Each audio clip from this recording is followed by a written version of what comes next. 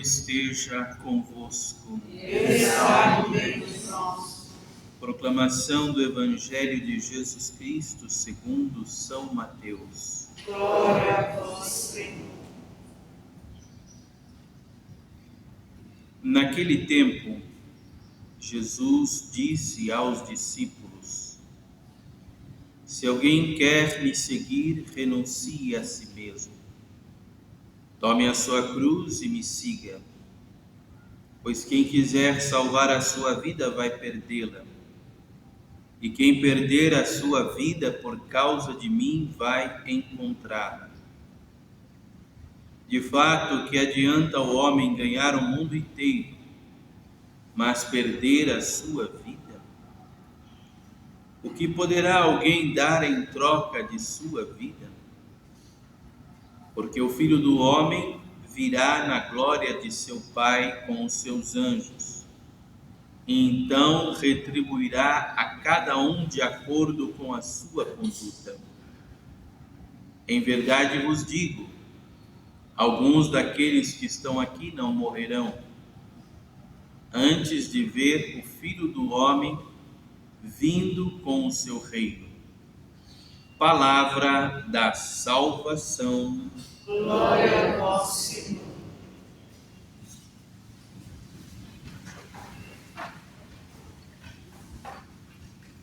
Hoje também a Igreja une a esta Santa Missa, a esta liturgia, a memória de Santa Clara,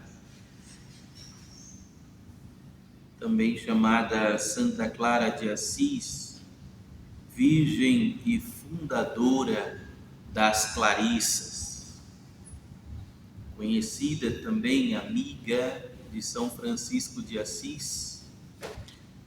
Ela e Francisco, junto com alguns jovens em Assis, escolhem viver uma vida consagrada a Deus.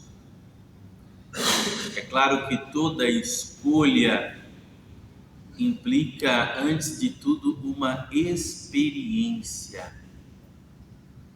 Viveram uma experiência tão intensa de Deus que começaram a crer que não poderiam viver dali para frente o seu batismo a não ser se entregando totalmente nas mãos do Senhor. E assim escolheram então viver uma vida simples. E a gente sabe, quando pensamos em Santa Clara, quando pensamos em São Francisco de Assis, o que nos vem à mente é uma vida pobre, uma vida obediente a Deus, uma vida casta. São virtudes, são conselhos dados por Jesus, e isso é bonito, porque Jesus sempre nos aconselha aquilo que nos edifica. E a Igreja, ela percebe no modo de viver de Jesus uma inspiração para tantas outras pessoas escolherem um modo de vida semelhante ao de Jesus. Por isso a vida consagrada na Igreja, aonde se faz os votos de pobreza, de castidade e de obediência. Mas isso não é imposto sobre todos os fiéis. Alguns escolhem livremente essa vida porque foram fascinados pelo modo de vida de Jesus. Desde o início da Igreja, alguns homens e mulheres começaram a viver uma vida assim. Uma vida, por exemplo, casta. Mulheres e homens começaram a escolher viver uma vida totalmente consagrada a Cristo, servindo a Cristo e no servir a Cristo, servir os seus irmãos. Por isso, alguém que escolhe, por exemplo, o caminho do celibato e da castidade, ele não se torna uma pessoa incapaz de amar. Muito pelo contrário, ele se torna uma pessoa capaz de amar sem medidas e sem fronteiras. Porque a castidade tem que dilatar o nosso coração, de tal maneira que aqueles que o Senhor colocar diante de nós, devemos amá-los em Cristo. E não privatizar jamais o nosso amor a esta ou aquela pessoa, mas estar com o coração aberto para amar a todos. Assim também a pobreza tem as suas riquezas. A pobreza tem as suas riquezas. Quando a gente fala de pobreza, não é uma pobreza negativa. A pobreza que Francisco assumiu não é uma pobreza negativa. Eu não posso ter isso, eu não posso ter aquilo. Eu não consigo ter isso, eu sou vou viver uma vida miserável. Não, não é isso. A pobreza, a semelhança de Jesus, é sinal de liberdade interior. Sinal de liberdade interior. Porque como a gente às vezes é tentado a se prender às coisas. De repente você está num lugar, passeando em algum lugar, ou de repente vê alguma coisinha, uma caneta, alguma coisa cair no chão. Não é de ninguém, então é minha.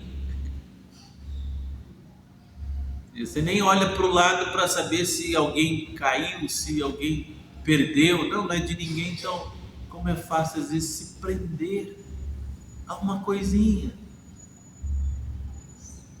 A mulher do caixa me devolveu, me passou um dinheiro que não era aquele que eu comprei. Acho que ela me deu um pouco a mais, mas será mesmo? Eu vou para casa, quando chegar em casa eu decido se ela passou mais ou passou menos. Ou seja, ficar preso a pequenas coisas. Então a pobreza, ela nos dá uma sobriedade diante das coisas. Não são as coisas que me dominam, sou eu que aprendo a lidar com as coisas sem elas me amarrarem. Então a pobreza tem as suas riquezas. Ela me faz livre para amar a Deus além das seguranças falsas que às vezes eu posso criar para a minha vida. Às vezes a gente tem essa tendência de nos apoiarmos em seguranças, em apoios falsos.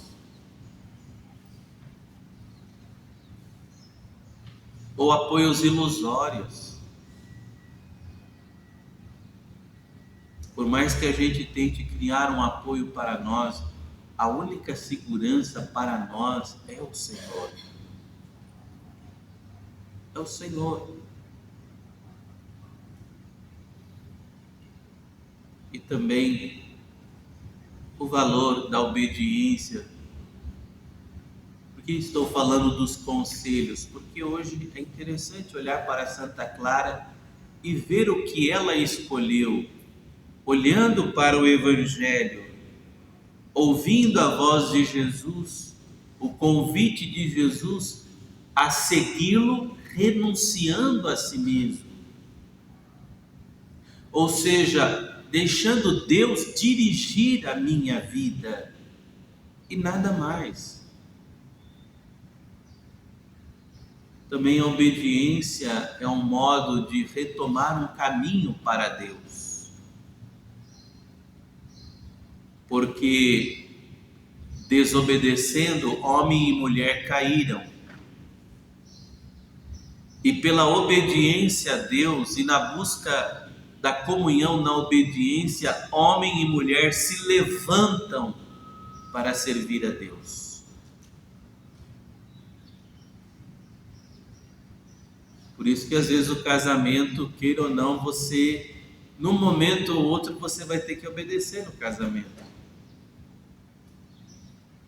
Ah, mas eu vou ter que obedecer o meu marido, que em algum momento você vai ter que obedecer. Mas tendo comunhão com ele, eu vou ter que obedecer a minha esposa, porque ela fala isso, ela pede para fazer isso, vou ter que obedecer. Mas é claro, sempre trazendo os valores da fé para que através daquela obediência mútua, os dois, homem e mulher que caíram, reencontrem um caminho para o céu novamente. Um caminho de comunhão entre eles e um caminho de comunhão com Deus. Porque, queridos, esse negócio de obedecer só a Deus, isso já vivemos no paraíso. E o homem ainda foi capaz de virar as costas para Deus.